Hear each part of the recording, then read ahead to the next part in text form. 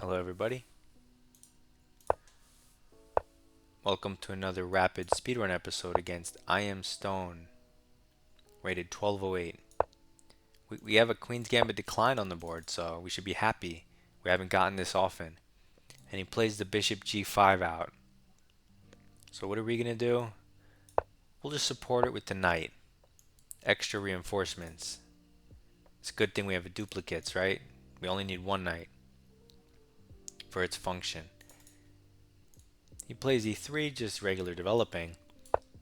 And now I'm just going to create this pin on the Knight, quick development so I can castle. Maybe I can play on the dark squares. That's the idea of our aggressive QGD. It's to hit him on the C3 point if we can, or double his pawns. So he takes in the center. It's a possible inclusion. We just take back, no problem. Now our bishop has easy development, so we're not going to have opening problems. But let's do more than that. Let's try to be accurate and get an opening advantage. Let's do more than that. Let's try to get an opening win.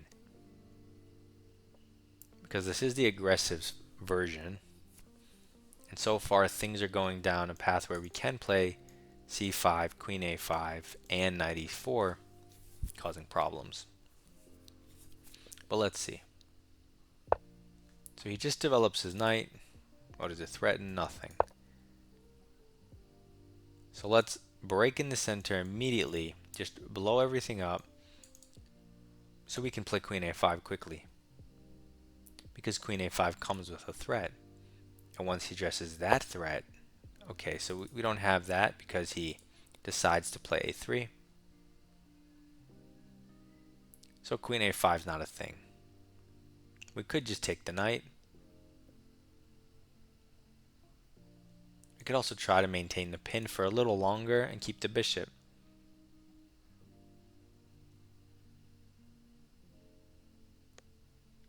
Although he'll take here and essentially push b4. So let's take the knight just so our bishop doesn't end up being a liability, tactical or otherwise. And now let's use this opportunity to make sure he can't push c4 and fix his structure. So let's play it ourselves and fix this backwards pawn, which will give him less space on the queen side as a whole. And now that we have this structure, he has no pawn break on this side. He has to eventually try to pawn break with e4, so it's important that we try to stop that. Okay, so he goes for a fianchetto, which does not immediately support it like, let's say, knight d2 might. You know, trying to break it down and take here. So we don't have to worry about that. The best way to support it is to stick a piece there so he can never play it. But my queen is pinned, so let's kick the bishop. Well, we could kick the bishop, or we can go here with a threat. He kind of has to address it, and when he does, we can jump our knight in. Yeah, let's do that. It's way stronger. It's way stronger than h6, which is just a trade. And you didn't build up your position. You also didn't pressure his position. Now, if he takes the knight, you can at least throw in this inclusion, giving you, an extra pawn before you recapture. So he goes here, and now because our knight's unpinned, we get the double whammy of this double attack, bishop and pawn. You can't save both, and we have another knight to put there once we give our knight up for something. So I love black's position here. This is the aggressive version. I've never even played the Queen's Gambit, so this is the first time. So I was just introduced to this idea. There are others I know. I think more standard is just putting your bishop on e7 and playing more quietly. But we're going to play what we've been doing, bishop b4, pinning, and then trying to do this, take advantage of the c3 square. So he defends, but these pieces are terrible. It also undefends the a pawn.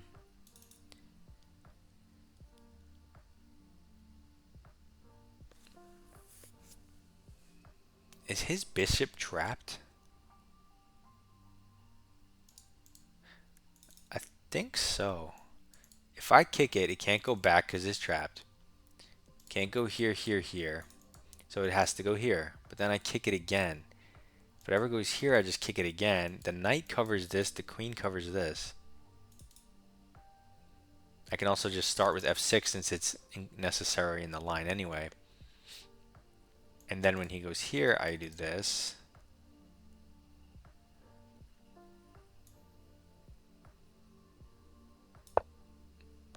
Okay, yeah, actually, we win a bishop. Because he played g3, which takes away its escape square, which is the normal place for it to escape to. Okay. So we win on move 12 against the 1200 by playing some decent moves, slightly aggressive. And even sacking for two, trying to sack for two pawns, we have the knight cover. So he would lose two pieces, not one. He goes here, but that hangs the bishop. And this square is covered from the queen. And next turn, we're definitely going to put the knight back. We want to secure this point. We want to stabilize this black hole on e4. This vortex point. Okay, so he goes there. Let's plant it back there as fast as we can.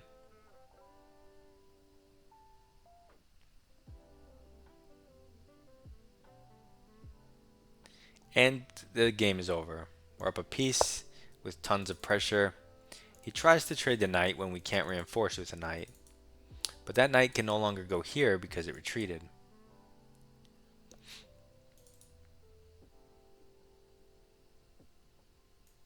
So I'm going to play f5. Now I am loosening up my position, so I need to consolidate a little bit depending on what he does.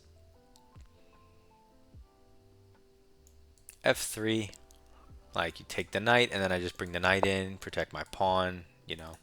So yeah, he does f3. It blocks his bishop. I don't want to move my knight back because my pawn's hanging. So I'm going to do a trade. He either takes with the king or the queen. King means he can't castle. Queen means he's not pressuring my pawn. Both good things for us. Now again, we want to control this point. We're doing it well with pawns, but let's continue. 3 times. This is also defended twice. So our position's secure. He's still hanging material, but that would offsides my queen. So he plays this move, which tries to undermine my pawn, but I don't really see what it does. Also, if I takes, that's a free pawn. But since I'm up an entire piece, I want to get castled.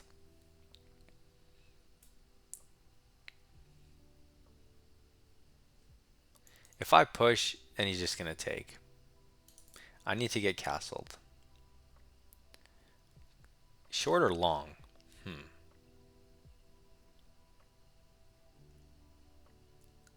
I guess short. Gets my rook in the game, and that way if he takes, I didn't move my bishop twice. Like if I wanted to castle long, I would move my bishop, then he'll take, I'll move it again. But here, his king's in the center, so my f rook, my e rook is going to be, my king's a lot safer than his. So he goes here, opening up the light squares. But we're up a piece once again, so I'm going to ignore his threat on the pawns. And do you see a good piece move? Intermezzo. Remember, trades are wins for the side with the extra piece in 99% of the cases. So we're going to hop our knight in the center, control, blockade, and fix the entire center with the threat, with pressure. And if he dares give up his bishop, then I have a super strong bishop. He still doesn't have time to take the pawn as the rook is hit. This position is worth 5 points. His rooks can't use the semi-open file. His king can't use the corner. The game is over. So now I really should bring my queen over back to my king side. But it's not necessary on this turn.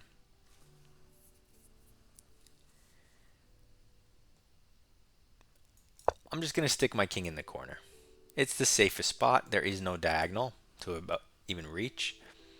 Not that there's one over here, but there is a G file to reach for the heavies. And I want that to be for my heavies. So I could checkmate him. Why? Because he can't hide in the corner. So he's stuck on the G file. So that makes it easy. And he can never even sack his rook for this bishop because his pawns protect my piece.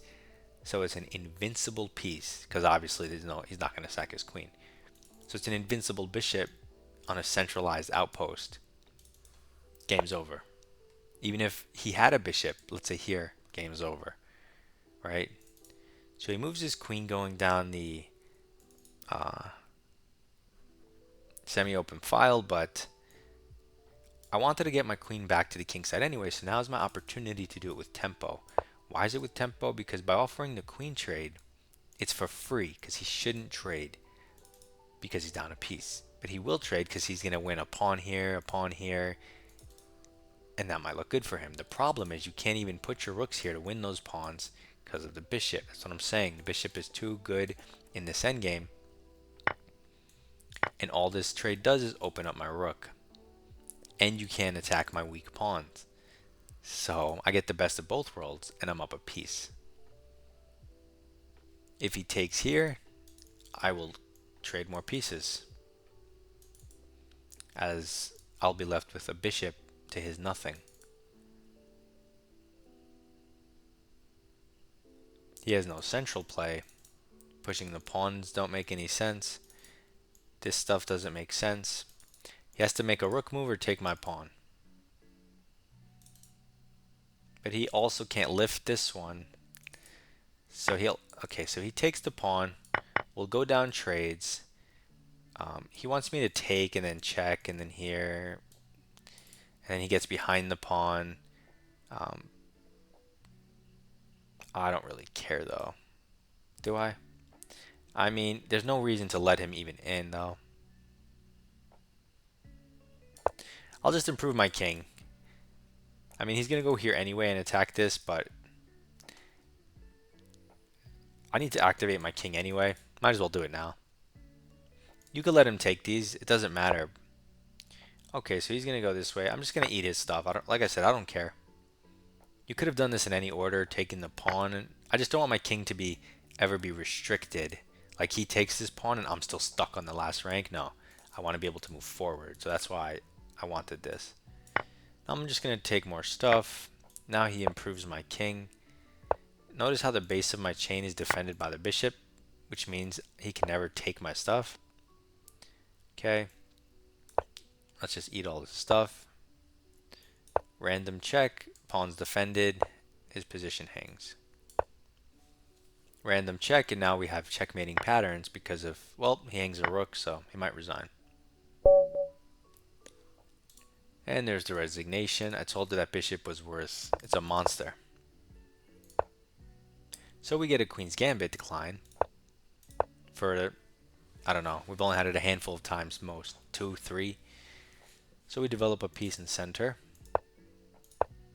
And now we're just, what's it called? We're defending with the knight specifically because we want our aggressive setup, which is the c5, queen a5 thing. So if you don't put your knight here and you do something else and he takes, well, now you have to take with your queen. Your queen can't go to a5. Your knight can't go to e4. So it's just different. So we're trying to play a specific way, the Queen's Gambit, which is a semi-unusual, but pretty aggressive and effective, as you saw here. It's also been played by, top players, so it's not some random thing. In any case, we develop and prepare king safety. He takes the pawn, force move. Now we're attacking the center and development.